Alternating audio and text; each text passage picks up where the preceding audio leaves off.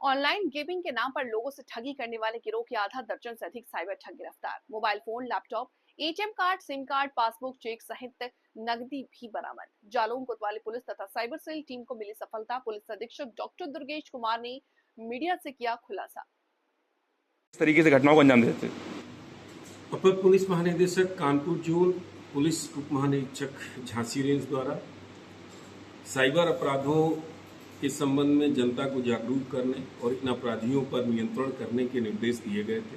उपक्रम में साइबर थाना और जालौन पुलिस ने एक मुखबिरों का संजाल बिछा रखा था। जानकारी हुई कि कुछ नवयुवक जालौन में विगत एक माह से कमरे पर किराए लेकर गेमिंग प्लेटफॉर्म जैसे क्रिक बीच, फेयर प्ले, लोटस इत्यादि के माध्यम से जनता को जोड़कर उनसे ऑनलाइन बेटिंग करा रहे हैं इलीगल तरीके से और उनके साथ ठगी कर रहे हैं। इनको रात में गिरफ्तार किया गया तो इनके कब्जे से 133 अदद ATM, 104 passbook, 32 mobile phone, 80 SIM card, 14 UPI के क्यूआर कोड, 2 लैपटॉप और 74,500 रुपये नगद के अलावा अन्य सामग्री भी बरामद हुई है।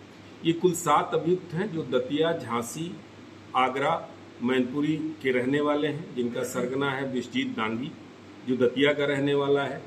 ये लोग गेमिंग प्लेटफॉर्म से संपर्क कर लेते थे, फिर अपना व्हाट्सएप ग्रुप बनाते थे। उस जो सरगना इनका गेमिंग प्लेटफॉर्म का बंदा होता था वो क्यूआर कोड के माध्यम से जुड़ता था और आपस में बात करने के लिए सिग्नल ऐप का प्रयोग करते थे। जो भी आदमी इनके एडवर्टीजमेंट पर क्लिक करता था उनकी सूचना इनके पास आती थी। यहाँ से ये लिंक भेजते थे, वो व्यक्ति जो पीड़ित है वो इनसे जुड़ जाता था उस लिंक के माध्यम से।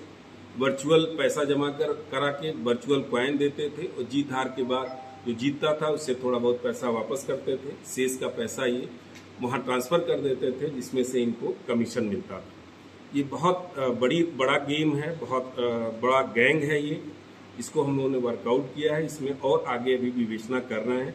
काफ़ी बड़ी संख्या में ये जो आपके एटीएम और पासबुक बरामद हुए हैं, ये गरीब लोगों को जो बहुत ज़्यादा जिनको जानकारी नहीं है साइबर के अपराधों के बारे में, उनको कुछ पैसे दे के उनसे खुलवाते हैं और खुलवा के उनका पासबुक और एटीएम सारा कुछ अपने पास रख लेते हैं और इनकी आइडेंटिटी कभी क्लियर हो नहीं पाती। किस तरीके से ये गेम कौन कौन से गेम हैं जिन पे ये लोग पैसा लगवाते थे, इनका जो मोटिव था, किस तरीके से घटना को अंजाम देते थे?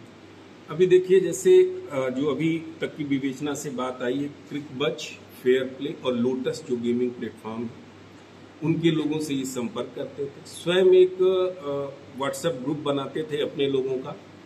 उस व्हाट्सएप ग्रुप का वेब खोल के और गेमिंग प्लेटफॉर्म के प्रतिनिधि को वो क्यूआर कोड भेजते थे। बगैर आईपी एड्रेस डिस्क्लोज किए उनसे जुड़ जाता था और इनको एक्सेस मिल जाता था वहाँ के प्लेटफॉर्म का।